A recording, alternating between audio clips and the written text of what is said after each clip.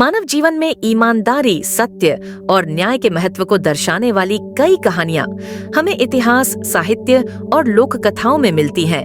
प्रेमचंद की कहानियों का सबसे बड़ा आकर्षण यही है कि वे जीवन की सच्चाई को सीधे सपाट ढंग से हमारे सामने रखते हैं।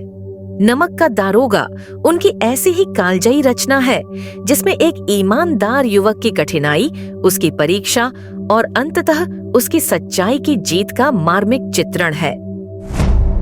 यह कहानी सिर्फ सरकारी नौकरी या भ्रष्टाचार का चित्रण नहीं है, बल्कि यह हमें यह सिखाती है कि इंसान को हर हाल में सत्य और ईमानदारी के मार्ग पर चलना चाहिए, भले ही रास्ता कितना ही कठिन क्यों न हो।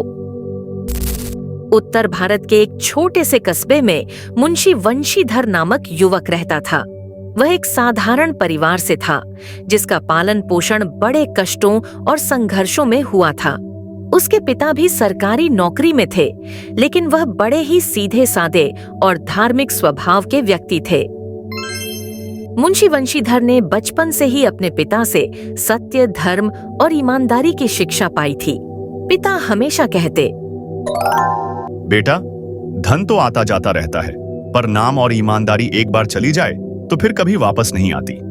मनुष्य की सच्ची पूंजी उसका चरित्र है। इन संस्कारों ने वंशीधर के जीवन पर गहरी छाप छोड़ी। पढ़ाई में वह सामान्य था, पर उसकी सोच बड़ी निर्मल और दृढ़ थी। जब उसने शिक्षा पूरी की तो नौकरी की तलाश शुरू की। संयोग से सरकार ने उस समय नमक विभाग में दारोगा की भर्ती निकाली। वंशीधर ने आवेदन किया और ईमानदारी, मेहनत और अपने संस्कारों के बल पर चयनित हो गया। नमक उस समय सरकार के लिए बहुत महत्वपूर्ण वस्तु थी। अंग्रेज सरकार ने नमक पर कड़ा नियंत्रण और कर लगाया हुआ था। चोरी छिपे नमक बनाना और बेचना अपराध माना जाता था। नमक विभाग के कर्मचारियों का काम था कि कोई भी व्यक्ति गैर कानूनी ढंग से नमक का व्यापार न कर सके। वंशीधर को दारोगा बनाकर एक थाने पर नियुक्त किया गया। उसके अधीन सिपाही और अन्य कर्मचारी भी थे। इस नई नौकरी से उसके पिता और परिवार बहुत प्रसन्न थे। परंतु वंशीधर ने जब काम संभाला तो देखा कि इस विभाग में रिश्वतखोरी और बेईमानी बहुत चलती है। लोग पैसे देकर आसानी से अपराध छिपा लेते थे। दारोगा और सिपाही मिलकर नमक व्यापारियों से वसूली करते और मामला रफा दफा कर देते। वंशीधर को यह देखकर बहुत दुख हुआ। उसने तय कर लिया कि चाहे कुछ भी हो, वह अपने कर्तव्य से कभी पीछे नहीं हटेगा।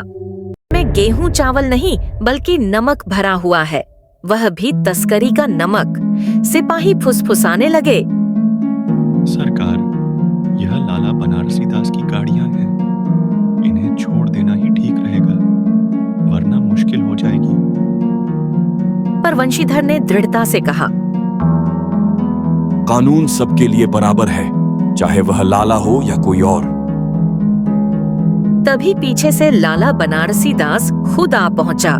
उसने हंसते हुए दारोगा को सलाम किया और कहा, मुंशी जी, इतनी सख्ती क्यों?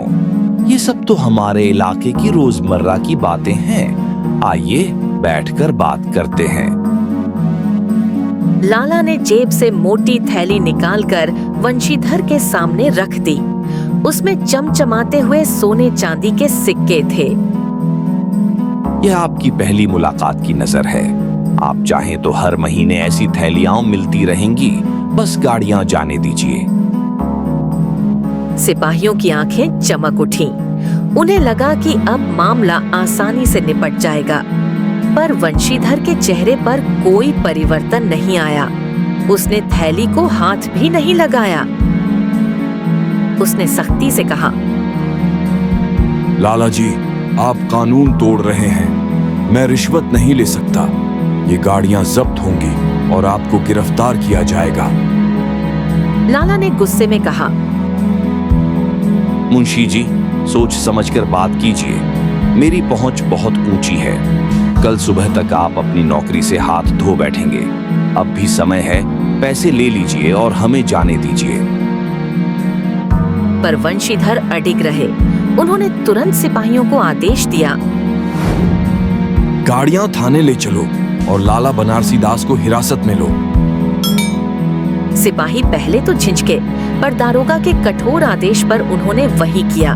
लाला पहली बार जीवन में अपमानित महसूस कर रहा था। उसकी साख को गहरी चोट लगी।